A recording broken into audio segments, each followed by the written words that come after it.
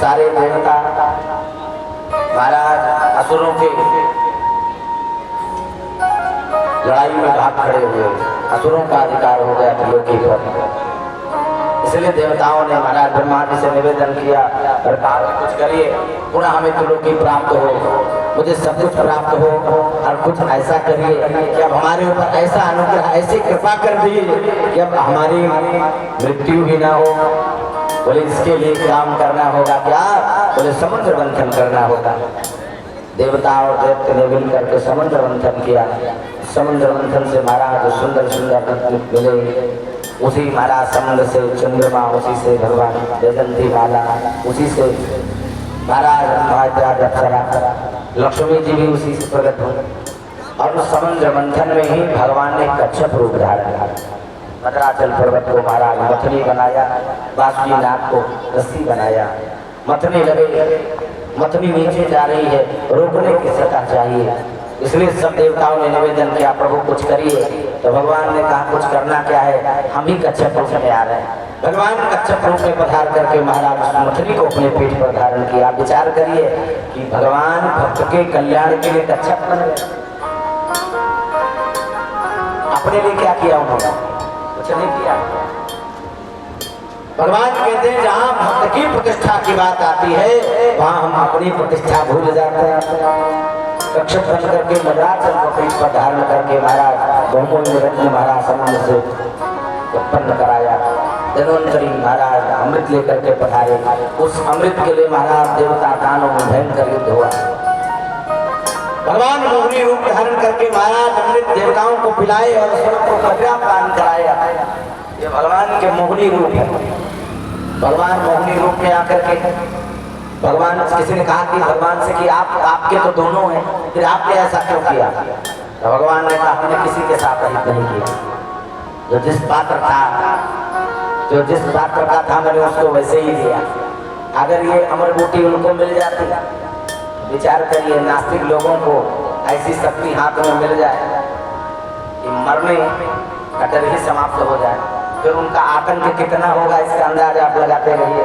इसलिए महाराज दोनों का कल्याण करते हैं समय समय पर। देवताओं को अमृत खिला दिया। महाराज मोहिनी रूप धारण किए। भगवान शिव ने भगवान के मोहिनी रूप का दर्शन किया। शिव बाबा का दिव्य तेज मां अंजनी के महाराज जब में प्रविष्ट हुआ तो हनुमान जी के रूप में पधारे।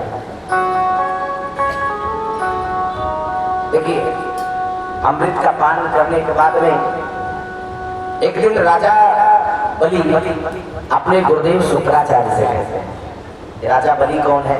बोले महाराज प्रहलाद जी के पौत्र हैं। प्रहलाद जी के ही महाराज कुल के हैं राजा बलि। एक दिन गुरुदेव से कहते हैं गुरु जी देवताओं ने अमृत का पान कर लिया है, देवता मर नहीं सकते तो क्या देवताओं को हराया भी नहीं जा सकता?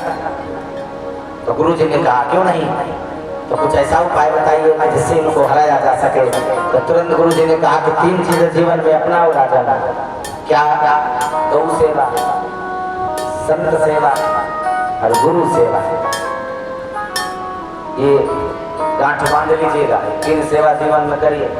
केवल जीवन की कोई समस्या हो आप गौ माता के कान में कहिए, गारंटी है इसका निराकरण होगा।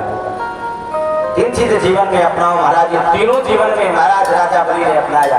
संत सेवा तो ब्राह्मण सेवा तो करते ही हैं। गुरु जी के प्रति तो महाराज अगाध श्रद्धा है। गौ सेवा भी करते हैं। देखिए गुरु जी की कृपा हो गई, जिसके ऊपर गुरु जी की कृपा हो जाए उसके ऊपर महाराज सब कृपा करते हैं। महाराज राजा बलि को आदेश मिलते ही महाराज आक्रमण किए, सारे राजाओं को त्रिलोकी से वंचित कर दिया और स्वयं त्रिलोकी पर अधिकार कर लिया। और इधर महाराज शुक्राचार्य के आज्ञा से महाराज यज्ञ पर यज्ञ करते जा रहे हैं। राजा बलि का बड़ा नाम है, बड़े महाराज यज्ञ कर रहे हैं। इधर सारे देवता अपने आप को छुपा रहे हैं। एक दिन सारे देवता छुपते छुपाते माता के पास में आए, अपनी माता के पास में। देवताओं के माता का नाम है अदिति। और महाराज दैत्यों के माता का नाम दिति।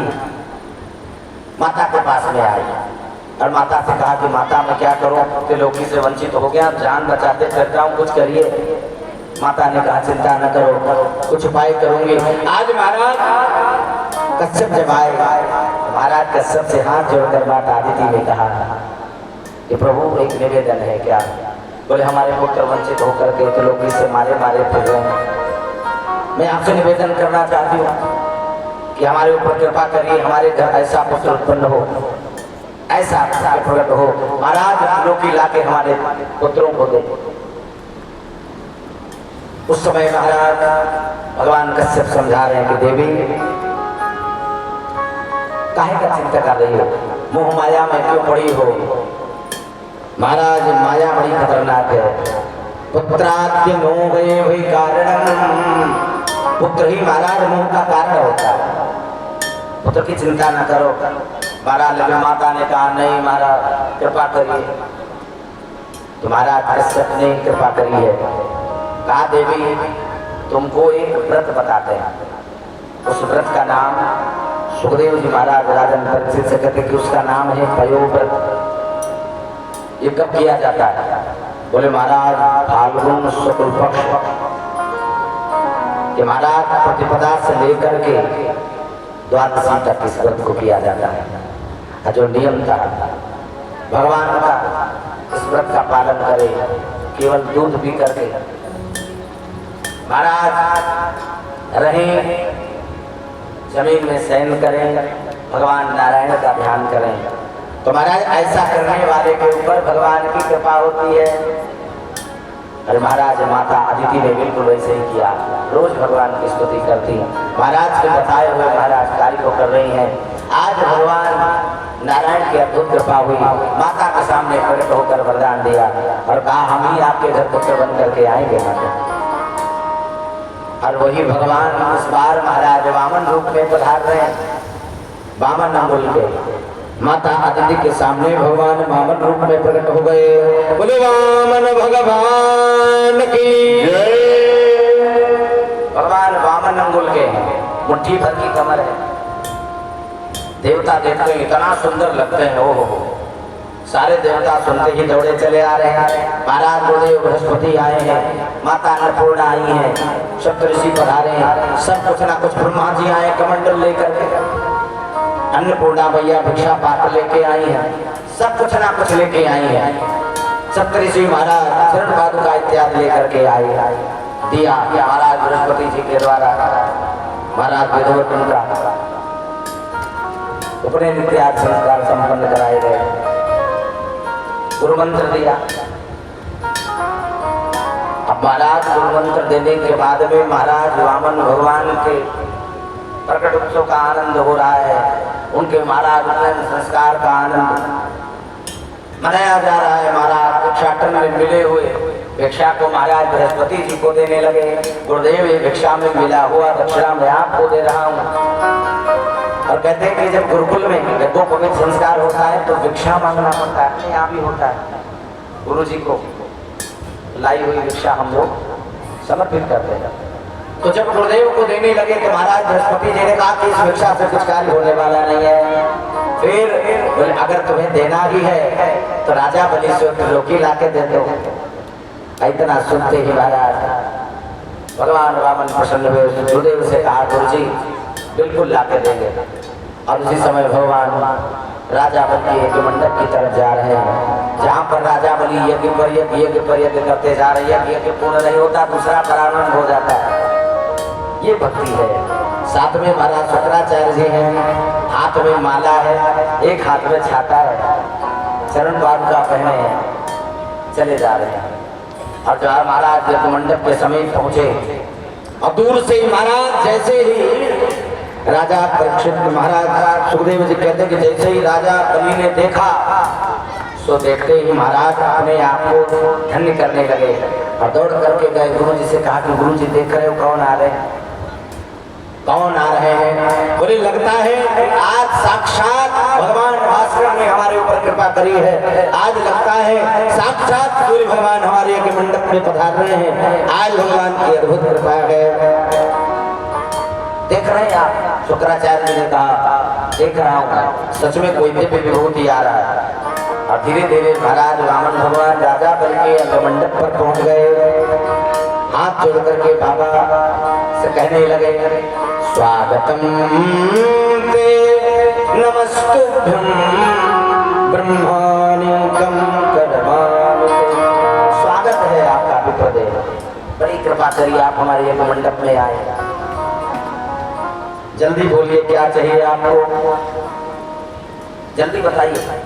आज मेरा मन तो आपको देखने के बाद ऐसा करता है कि आज आप मांगे तो हम संपूर्ण दे देंगे। और जब महाराज राजा बल्ली ऐसा कहने लगे तो भगवान वामन कुछ बोल नहीं रहे, खाली माला जप रहे हैं। बार बार कहते जा रहे हैं। दौड़ कर गए महाराज शुक्राचार्य से कहा कि गुरुदेव आप वही कुछ कहिए ना, मेरे कहने से कुछ बोल नहीं रहे हैं, क्यों? तो शुक्राचार्य ने कहा वो माला जप रहे हैं और माला जपते वक्त बोला नहीं करते, माला पूरी करने के बाद में बोले। इस बार महाराज माला पूरी करी, बड़ी देर बाद महाराज माला पूरी करने के बाद में वामन भगवान ने राजा बलि से पूछा कि आपका नाम राजा बलि है? राजा बलि कहा हाँ हाँ मेरा ही नाम राजा बलि है, बड़ा नाम सुना है आपका। तो चले आए तुरंत महाराज राजा बलि ने कहा नाम तो आपने सुना है, लेकिन आप हमारे यहाँ आए बिना कुछ लिए चले जाएंगे तो फिर नाम सुनने का मतलब क्या रहेगा? इसलिए हम आपसे निवेदन कहते हैं